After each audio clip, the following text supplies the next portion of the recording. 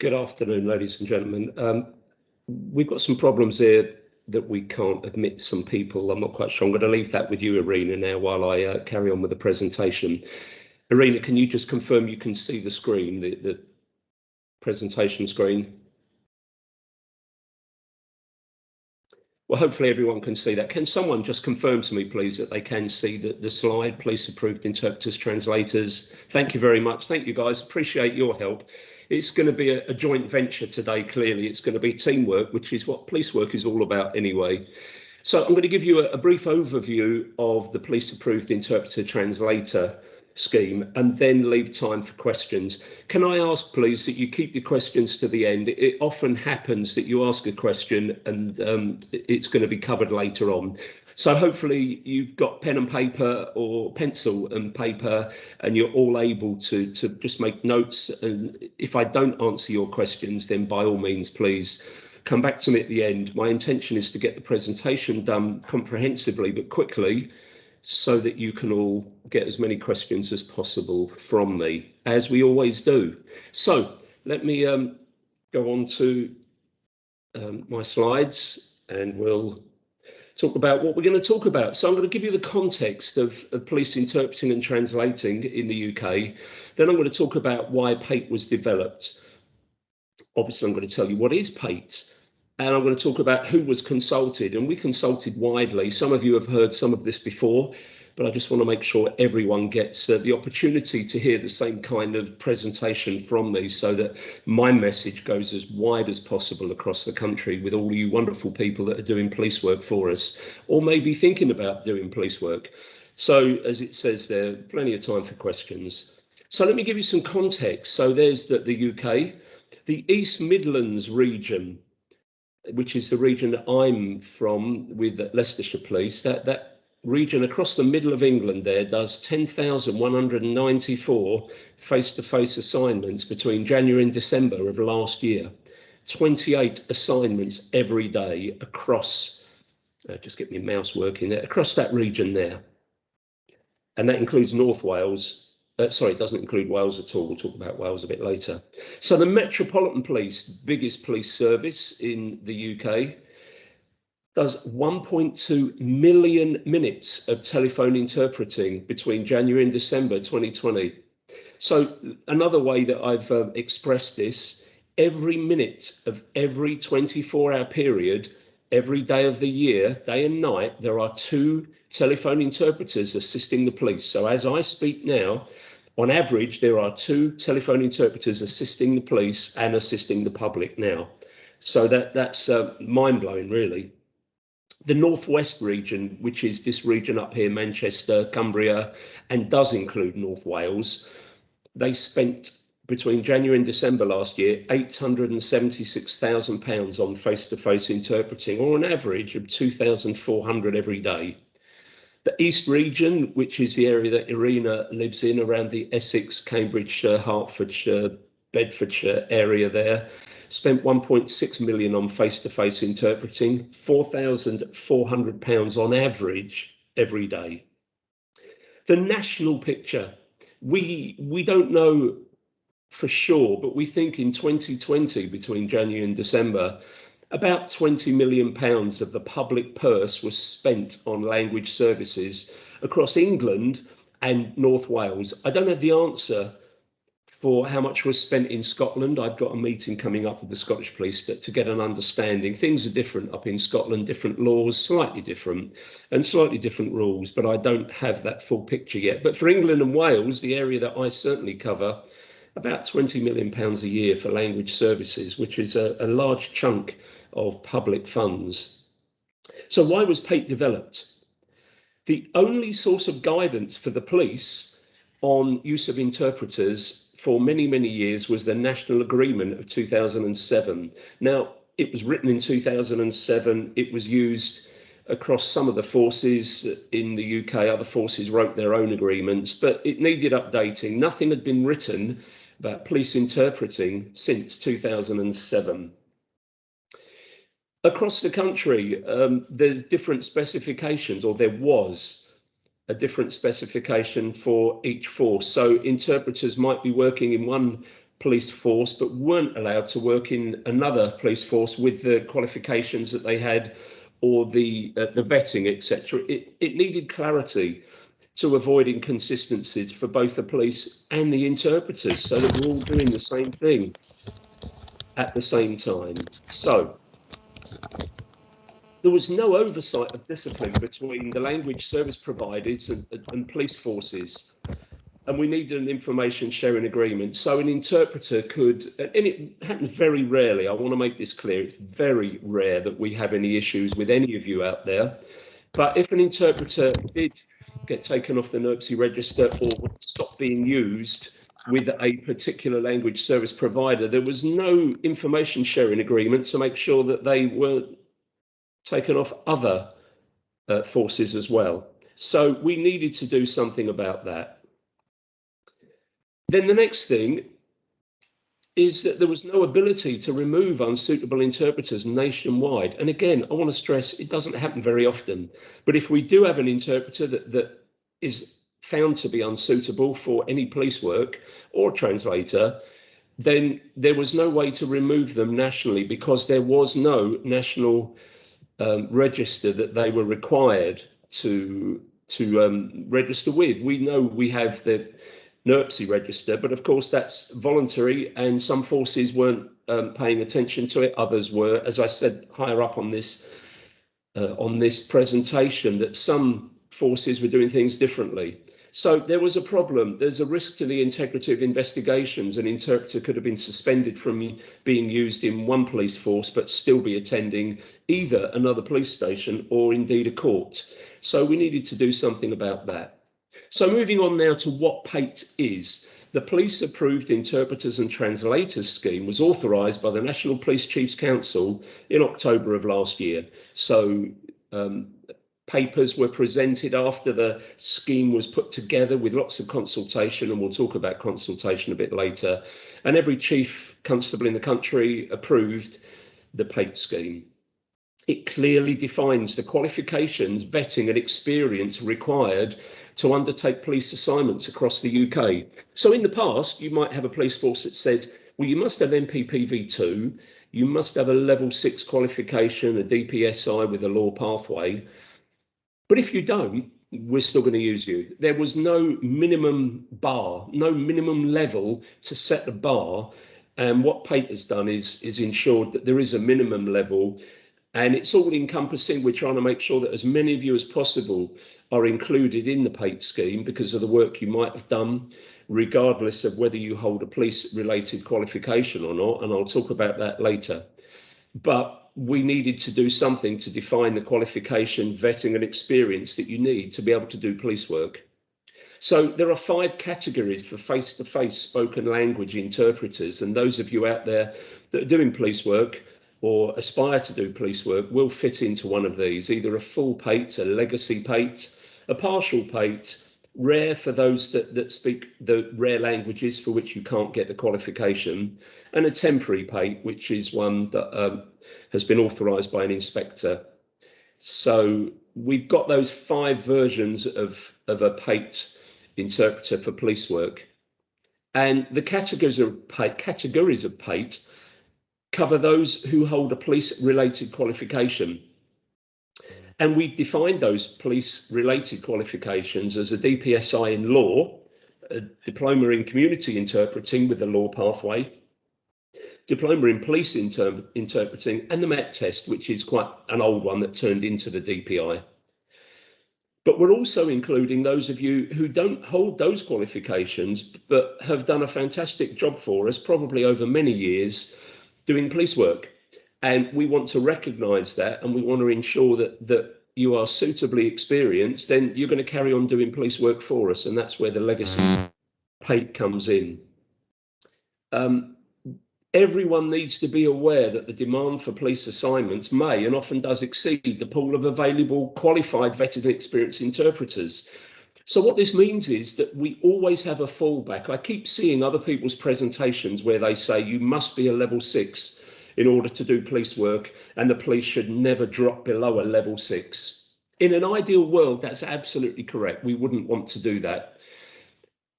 but we have inspectors' authority at the lowest level. If we urgently need to speak to someone who doesn't have a good command of the English language, and we can't get a suitably qualified, vetted and experienced interpreter, then a police inspector can be made aware of the circumstances and do a risk assessment and possibly utilise a lower qualified interpreter, just so long as is necessary to save life or to find out what's happened. As soon as it becomes evidential, then we're going to stop, if we can, stop the interview and wait for a qualified interpreter.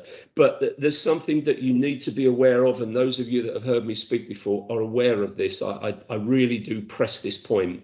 The police don't always have the ability to suspend or defer the requirement for an interpreter. We might have someone who's been assaulted and we have no idea what's happened, and they genuinely don't speak a word of English or cannot communicate effectively to us, and we don't have the opportunity or the ability to say, well, I tell you what, we can't get someone today, we'll get someone next Thursday. It just can't happen. It does happen in other walks of life, but there are certain walks of life, including the police, where on occasions we don't have the option. We're going to use whoever is available to us, but that never used to be documented, and now under the PATE scheme it's fully documented what should be considered by the inspector and how it will be documented. So the police have now got clear guidelines. So for PATE, there's a phased rollout. Face-to-face interpreters became subject to PATE on the 1st of April 2021. But actually, let me explain, there is an exemption. Because we have a new police framework, we are saying that as police forces award contracts under the new police framework, then they must comply with PATE. So probably the 1st of October this year, we will have a number of forces using the new police framework for interpreters and translators, and therefore the PATE scheme comes into force for them as soon as that contract starts. So by the 1st of October this year, face-to-face interpreters who are qualified, vetted, experienced, will be put onto the PATE list by the agencies that they are employed through. The agencies that they sign on with will be doing that registering for them, for you, so you don't have to do anything about it. You must be registered with an agency in order to become a PATE, because the police service now doesn't use the old system where a police officer will phone you individually and keep phoning until he finds someone.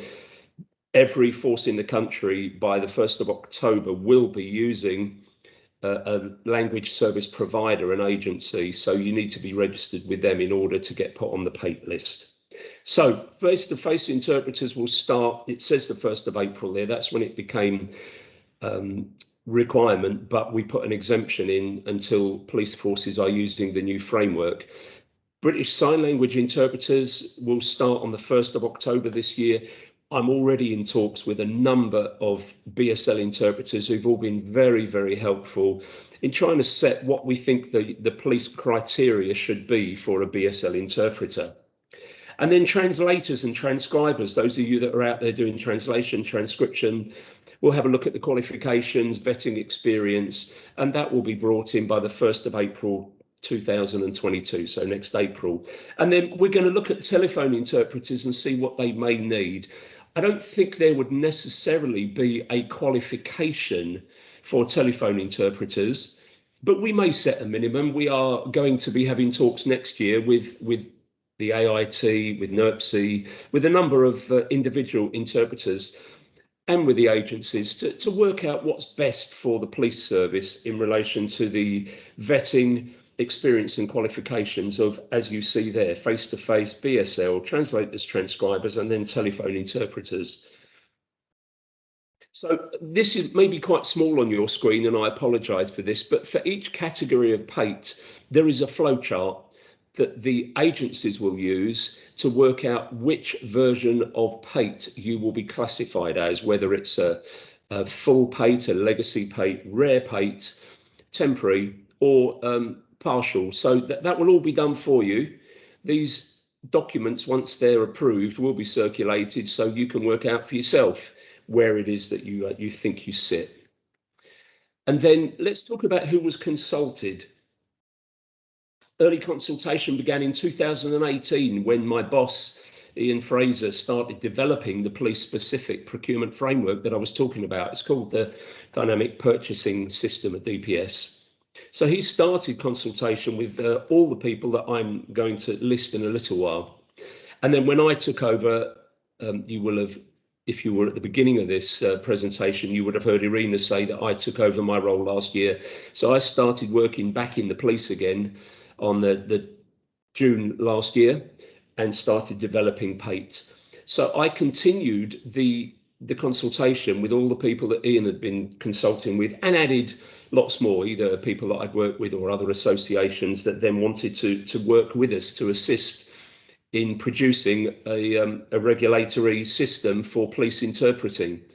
And I think that's quite important because I know a number of you out there will be members of NERPC, which is a public service interpreting register. This is specifically for the police. There isn't anything else out there that deals just with the police service. So you may be on an NERPC register, but may not have the qualifications or experience required for the PATE scheme. So I need to make it clear they are two different things. We are only dealing with police. I'm not even dealing with those interpreters who work in the court system. This is purely for those who come to a police station or another premises to assist the police up to the point of charge. So there were three strands of consultation. I had face-to-face meetings with individuals. We did presentations and question sessions with groups, and goodness me, Irina has spent a long time sitting questioning me, and maybe you've seen some of those presentations, in which case you're probably sick of the sight of me and the sound of my voice as well, but she was very helpful there. We did newsletters giving updates and requesting feedback. Those newsletters would have been circulated by the AIT as well as NERPC and NRCPD, CIOL, all sorts of others. So let's talk about the face-to-face. Some of those meetings were virtual because of lockdown, and some of them we still did in person. So we consulted the Chartered Institute of Linguists, the National Register of Public Service Interpreters, worked very closely and continue to work closely with Mike Orlov. NRCPD worked closely with Marcus and some of the registrants there as well, the Association of Translation Companies, and of course the AIT, of which you are all members, I guess. We consulted with the National Police Chiefs Council to make sure that what we were developing for the police was suitable for every police force in the country, and of course we now know that it was. We spoke with lots of individual spoken language interpreters, BSL interpreters and translators. Some of you out there may have had conversations with me, you may have had email contact, or you may have been at some of my meetings, and I'm grateful to all of you for the advice, support and guidance and comments that you give us. The College of Policing is the regulatory body for how police do things, and we've been consulting and liaising with them at all stages of this PATE process.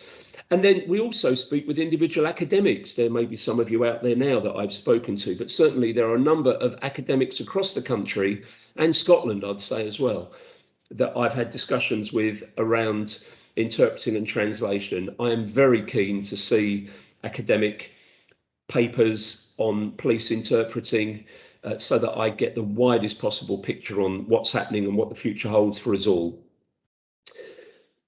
I've consulted with all the language service providers who are approved to provide language services to police. So whilst there's lots and lots of companies out there that you may be registered with, there aren't that many that are approved by the police framework to actually provide interpreters and translators to the police. So we liaise with all of them, and they've just all gone through another audit last week with me.